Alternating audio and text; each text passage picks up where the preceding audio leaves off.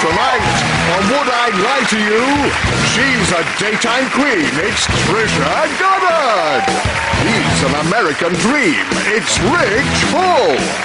And their team captain, David Mitchell. And facing them tonight, he's trim and chiseled. It's Ben Shepherd. He's grim and grizzled. It's Frankie Boyle. And their team captain, Lee Mack. But first, please go crazy, or at least slightly demented, in appreciation of your host, Angus Deaton.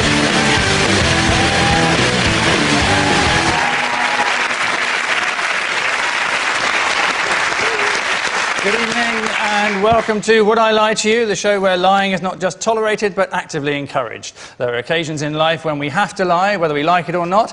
After all, we're never going to be able to park that close to Tesco's unless we at least fake a limp. And there is a medical condition in which people can't help but lie. It's called being a Sun journalist. And according to psychologists, you can generally spot liars by the fact they use very few hand or arm gestures, which is why you should never trust any cast member of Riverdance. Which brings us to round one, Home Truths, in which our panellists tonight take it in turns to read out a statement about themselves, and the other side take it in turns to look intelligent and work out if it's true or not. As yet, the panellists don't know whether what's written on the card is a true statement or an outrageous lie, so speed of thought, or at least avoidance of wide-eyed panic, is preferable. Trisha is first into the fray, so Trisha, your confession, if you would. I'm currently beating Jeremy Kyle 5-3 at Internet Scrabble. Right. Lee, your thoughts? How did this come about? On the internet. How did you meet Jeremy Kyle? Not intentionally. Did you meet him when you were out trying to round up guests for both your shows? Just firing tranquiliser darts into farm foods? He was trying to avoid doing a lie detector show. Right. Would either of your audiences know what a lie detector was? Surely you're just hooking chavs up to toasters.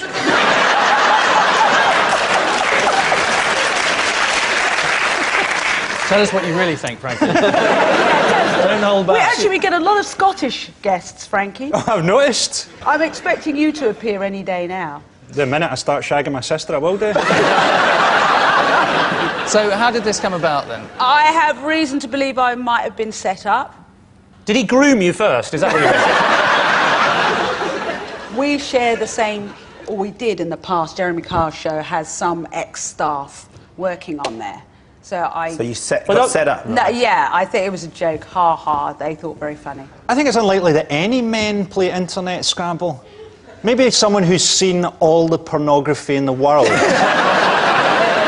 Otherwise, why would you bother? I'm veering towards saying that she's not telling the truth. What do you think, Ben? I think it's a lie. I think it sounds like the plot of the most dull ever romantic comedy.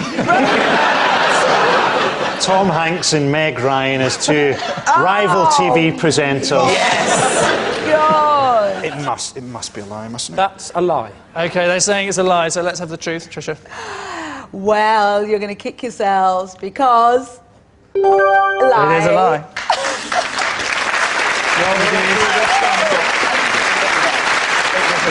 Yes, there you are. It is a lie. Trisha is not currently beating Jeremy Kyle 5-3 at Internet Scrabble. If she had that much time on her hands, she would be a member of her own audience. Of course, some people think of Jeremy Kyle as just being a bully, but it's easy to forget that he's also a twat. Next up, it's Ben's turn to astound us. Ben, if you would. I've been offered £2,000 by OK magazine for pictures of my dog's birthday. What's your dog called again? John. John! My dog's named after my grandfather. As a kid, I grew up, my parents always had Jack Russells, but they were called Daisy and Feely, and I hated having to take them for walks.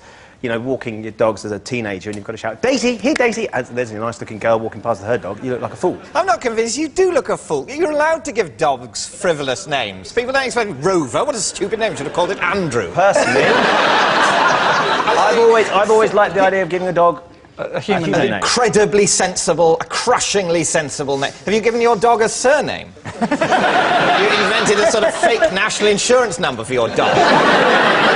listen, this birthday, it's birthday, is there a cake? Are there other dogs coming? Well, no, because I think essentially the idea being that if I had a birthday party for the dog, then my family would be there and they would get sort of a family shoot as well. Is there to be a cake? Of course. Made out of chum or something. Yeah. But I think it's huge, horrible, meaty cake. They'll be made out of the hooves of horses. So, David, what do you reckon? Do you know, it's one of those, like, it could be true or not, couldn't it? I can believe £2,000 is not a lot of money. It's a fortune to Jack Russell's. I don't think dogs are allowed legally to own money. Aren't they? No, there's a terrible fear that the Queen would leave the whole country to one of her corgis. What do you think? I don't believe him. I don't believe him, but it's so stupid it just could be true. I think it's not true. We think it's a lie. Say it's a lie, Ben, trying to fess up. Well, I'm afraid it's a lie. It is a lie. Well deduced. I totally believed you had a dog called John. Do you not even have a dog called John? No, I don't. Do you have a dog? No. Really? No. No one would make up a dog named like John. Would you have a dog? I don't, no. If you had a dog, would you give it a very normal doggy name, or would you give it something more individual? I don't know. I haven't... I've made a decision early on in my life. Don't think of dog names before you have a dog. Don't get distracted when you're supposed to be doing your tax. I'll tell you what I could usefully do instead. Think of a name for my first 7 dogs. Yes, it is a lie. Ben has not been offered £2,000 by OK Magazine for pictures of his dog's birthday. Perhaps the most famous celebrity dog in the world is Tinkerbell, belonging to Paris Hilton. And I'm sure if she could only speak, what incredible stories of showbiz decadence Paris Hilton could tell. Frankie, your revelation. I have rated 98% on a psychopath test.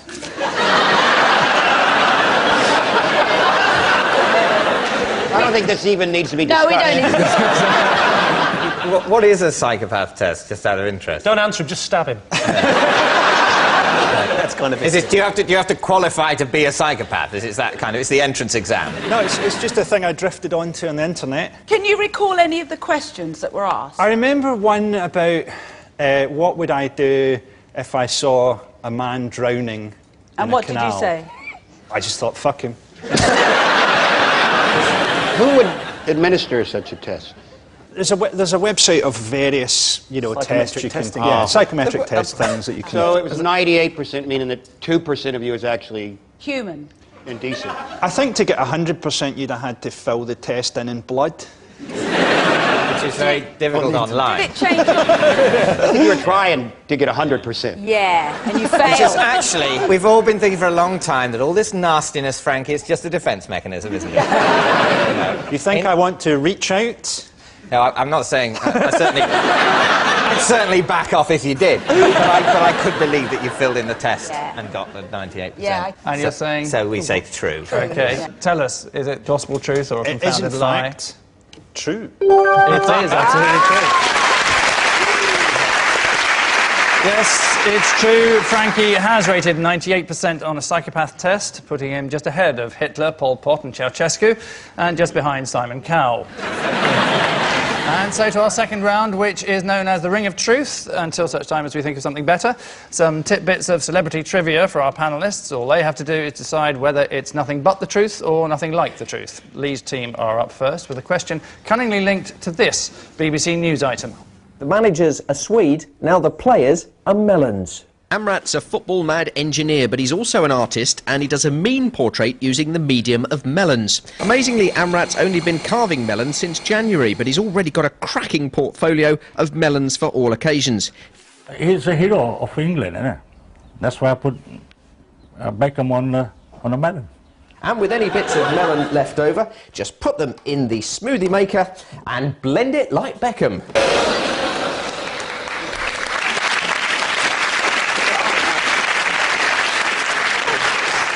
So, the related fact for Lee's team is this. David Beckham recites the alphabet backwards before every match. It is doubtful that he'd be able to do that. He can't find his mouth in that picture, can he? David Beckham couldn't recite the alphabet forwards before every match. If you asked him to recite the alphabet backwards, he'd turn round and recite the alphabet.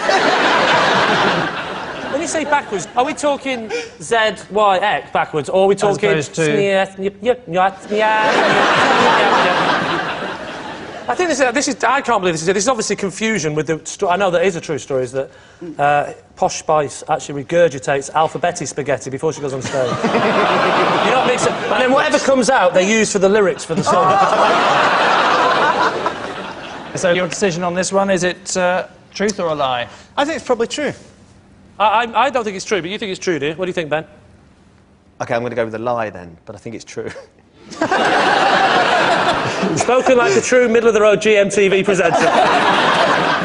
I'm going to go with my team and say it's true. They're saying it's true, and I can tell you it is a lie.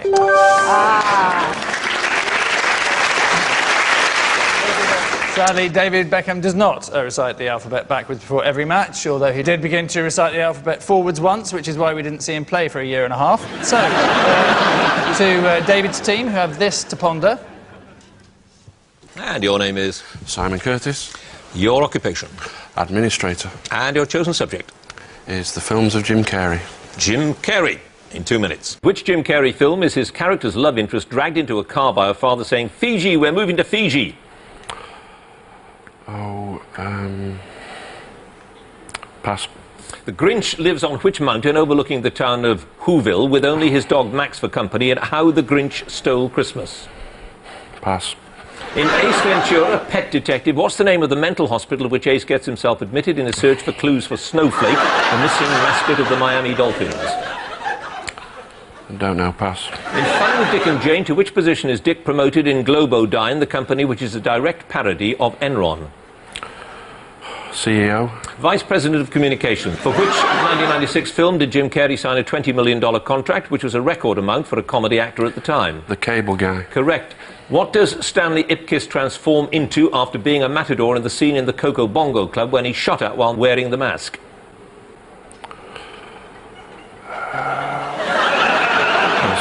The film Simon Birch was adapted from the first chapter of which novel by John Irving?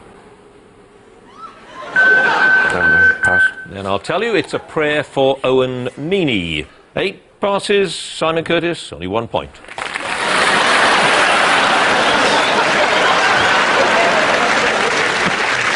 Instead of going, you had 8 passes in one... You should have gone, fuck off! You've wasted our time here! The best bit was when he did the general knowledge round and he actually got them all right, apart from that one bloody Jim Carrey.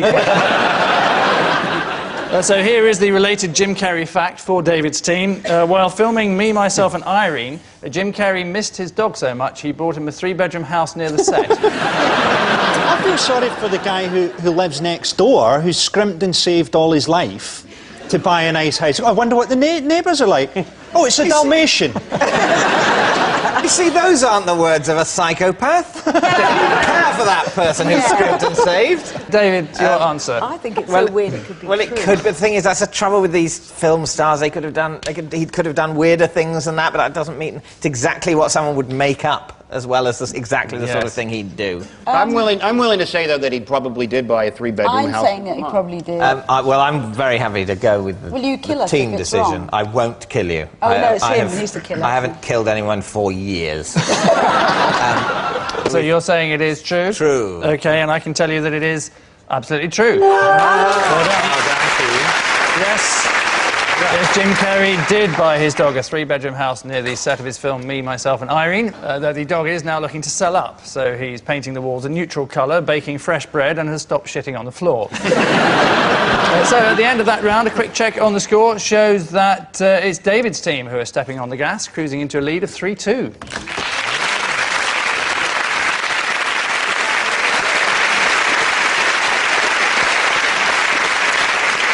Our next round goes by the half-baked title of This Is My. Each of David's team will boast a special link to tonight's mystery guest, but only one of them will be telling the truth. Can Lee's team tell the genuine from the fraudulent? Well, there's one sure way to find out, or we could play the game. So please welcome this week's special guest person, Gareth.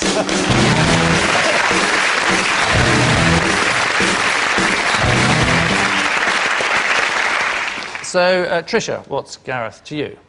This is Gareth, and he came on my show to cure his fear of Scotch eggs. Yeah, right. OK. Rich, perhaps you'd like to explain how you know Gareth? This is Gareth, and he pimped my ride and turned my car into the ultimate fishing mobile. And finally, David, what's your relationship with Gareth? This is Gareth, and he freed me from a roller coaster when the car got stuck. Oh, please let that one be true. Please. So there you are. Trisha's phobic guest, a car pimper, according to Rich, or a theme park rescuer, if we believe David. Lee's team, where do you want to start? Oh, definitely Trisha. I've seen your show. You don't have people that have come on because they're scared. You might have come on because he had sex with a Scotch egg. Scared of a Scotch egg. He had a bad experience. How does the fear manifest itself? He used to sort of get panicky and scared when he saw a Scotch egg. Surely it's really easy to avoid Scotch eggs. I mean, there's a tiny section of the supermarket that you could easily walk round. Oh, I need to get some Baileys for Christmas. Oh, an egg! What if he loves pork pies? Yeah. Name a supermarket where the pork pies aren't right next to the Scotch eggs. And what was your show called, that particular one? It was called Fiancé, Your Fear of Scotch Eggs Will Ruin Our Wedding Buffet. That's insensitive. Now that to deliberately order the pyramid of Scotch eggs, knowing that your future husband's terrified of them. If I could steer you towards one of the other. Oh, yeah. What about the roller coaster? Which roller coaster? David, was it? It was the runaway mine train. The idea was that a historical train by which mines were accessed had run away with itself, and that would be scary. Where was it? It was Alton Towers. Alton Towers? And so how did you get stuck? Well, the train ceased to run away. But it goes through lots of tunnels, and in one of the tunnels, it suddenly stopped in the dark. Right. And they said over the... there was a speaker, and they said, stay where you are, we'll be sending someone, and it was Gareth. I'm honestly struggling with the idea that you went for a day out to Alton Towers. Were you presenting a documentary for BBC 4 about the horror of modern life? He thought it was a National Trust home, didn't he? There's absolutely no muskets on display here. Well, David's not been on a ride and got stuck, has he? No, David's never been on a ride. I was on a stag do. That's where people like me have to do things that they wouldn't otherwise remotely want to do. What about Rich's car pimper? Rich, your car was turned into a fishing mobile. What is the car? What was it? What mate? It's not a car, actually. It's a small pickup truck. So how did it turn into a fishing mobile? Well, basically, there's just two big all-weather bucket seats in the back that you can sit on and fish without, and swivel. It has a rack for fishing rods, and the glove box folds out, and you can tie flies on the glove box. No, it sounds like he's doing drive-by fishing. Oh, there we go. You don't have to get out of your truck. So he's not done much pimping, has he? All he's done is took a better pickup truck, stuck some fishing rods in and a bucket. It's not pimp my ride, it's stick a bucket in my car, is what it should be called. Am I right in saying that the phrase pimp my ride means modify my car? Yeah.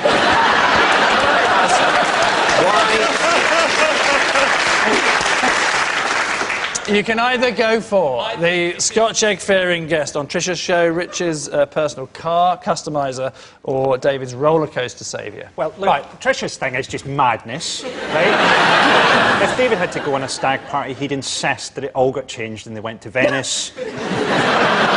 The only thing that makes me think David might be telling the truth is that Gareth fella there has got the look in his eyes of a man who has at some point he's like spinned a waltzer and tried to chat up a 14-year-old girl. I don't think it can be Scotch Egg Boy, because he wouldn't want to come on national television again to reveal he was scared of Scotch eggs. So, Lee, please, a decision. I don't know why, but I think it's Trisha's telling the truth. No. I do, honestly. Wow. What do you think, Ben? What are you going for? I think it's David, but... I think it's Rich. And I think it's Trisha. So, simple decision. I'm going to go for Trisha. Lee is saying it's Trisha. Gareth, perhaps you'd like to reveal who you really are. I went on Trisha to cure my fear of Scotch eggs.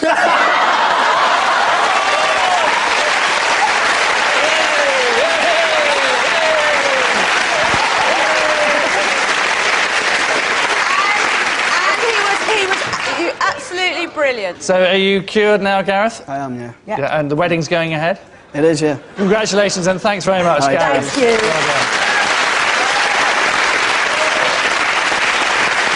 Many thanks then to Gareth. So Trisha's show did cure Gareth of his fear of Scotch eggs. Scotch eggs were created by Scottish cardiologists looking for the perfect high-fat snack to fit between heart attacks.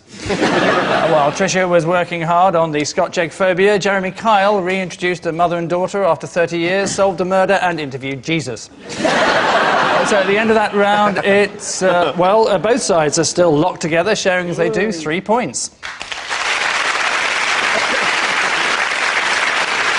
And so to our final quickfire round, featuring more insights into our celebrities' strange worlds, this time against the clock. And remember, the panellists have no idea what's on the card, familiar truth or unexpected whopper. And just to confuse the issue even more, there'll also be a few possessions thrown in, which our panellists will attempt to convince you are their own. Well, neither team is in the lead, so both need the points starting now. David. Possession. Yes, if you'd like to look at the box beneath you. This is the lock of Steve Davis's hair, which I bought on eBay. True. Absolutely true. You can move on now, Angus. That is so true. Right. Why did you buy it, David? I'm a fan of snooker and I was a bit drunk. And there's sort of the confluence of those two influences. Are you a massive fan of Steve Davis, then? Well, he's very good at snooker. How many times did he win the World Championship? 6. No, he didn't. Yes, he did. Don't out-bluff me. Neither of us know. Yeah. He won it 6 times. Henry won it 7 times. Oh, now that could be true. Let me have a closer look at it. Right. Run over then. Come on, trot along. There we are. He'll nick the piece of hair. You watch. He'll nick it. Right, if you really love Steve Davis, this would really worry you. Way! Is that worrying you, David? Way! Hey, whoa! Yeah. Is that worrying you? Does he look worried? He did look slightly concerned. Yeah. Who would make a thing like this? It must be true. But he did look quite panicky when I threw that up and down. So I would say... what do you think, Ben? I think it's true. Let's go for true. I'm going to go for overrule you, if that's OK, and say it's not true, it's a lie. OK, they're saying it's a lie. David, the truth, please. It is, of course, a lie. It's a lie. Yep, it's a lie. That is not a lock of Steve Davis's hair bought on eBay. An interesting fact about Steve Davis is an impossible sentence to finish. Next, Frankie. I have written and published a book of love poems. What's it called? Strangled Puppies? It's actually untitled. Untitled. Very cool. Oh, yeah, right. Go on, say one then. Say a poem. I have a policy of never reciting Come on! poetry. It's to do with, the whole thing is it's about the written word, not the spoken word. You'd have to see them, but they are things that are only designed to be seen written. Would you be able to give us some of the titles of the individual poems, or would that also... They are untitled. It's called Untitled. It's an untitled collections of untitled poems. When did you publish this? What year? The year was untitled as well. 2001. Why? Why? Why does anyone write poetry? Some of us have love that we want to express. So, Frank, who would your influences be as a poet? Lots of different female poets.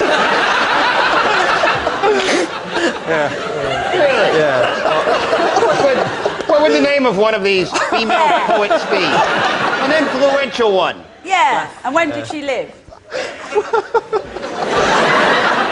What style of poetry did you use? I used an aggressive haiku form. No. Nice work. Either it's the most exceptional double bluff, or it's a lie he literally didn't have the energy to go through with. All right. Frankie, tell us the truth. It's in fact... It is a lie.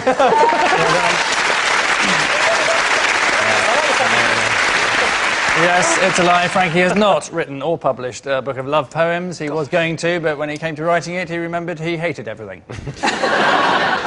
Next, Lee. Possession. Right, if you'd like to look in your box. This is the coconut that nearly killed me. this believable?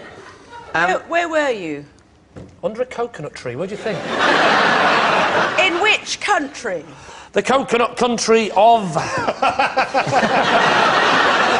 Coconutia. I was actually in Thailand.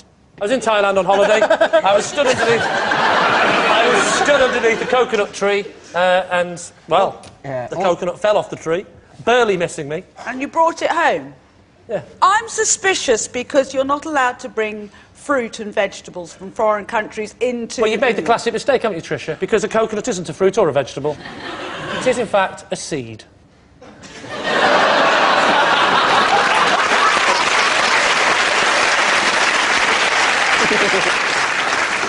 It almost hit you. It almost hit, yeah. It, like, went past my face, hit my shoulder, bounced off on the floor. Why did you decide to keep it? Yeah. Because I thought it'd make a nice anecdote. Clearly, I was wrong.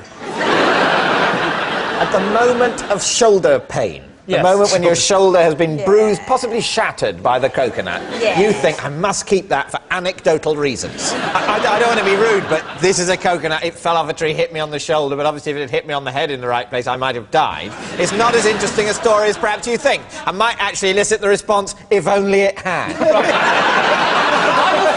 I will throw this coconut at your head now, right? And I will... No, hang on, I will. I will, David. No, Stop talking then. Stop talking. I will throw this coconut at your head and hit you on the shoulder really hard. No, and I guarantee... Be quiet and interesting now. Don't push me, David! Do not push me!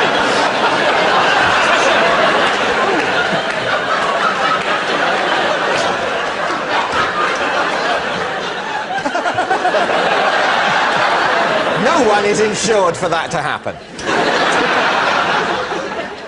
I don't think it's true, but I'm willing to be overruled. I'm doubtful that if it did happen, that would be the actual coconut. I don't believe it. I think lie. So, truth or lie? It is, in fact, a lie. There we go. It is a lie, yes, this is not a coconut that nearly killed Lee. Every year, worldwide, some 3,000 people are killed by falling coconuts. Now, if you times that figure by 10, that's 30,000 people every year, which works out at nearly 500,000 people every 12 months. Spread that out over a year, that's 4.2 billion people killed by coconuts every month. A frightening statistic. Next. Which upsetting alarm means at the end of the show, it's David's team who have exceeded all expectations, having triumphed over Lee's team 7-5. Okay.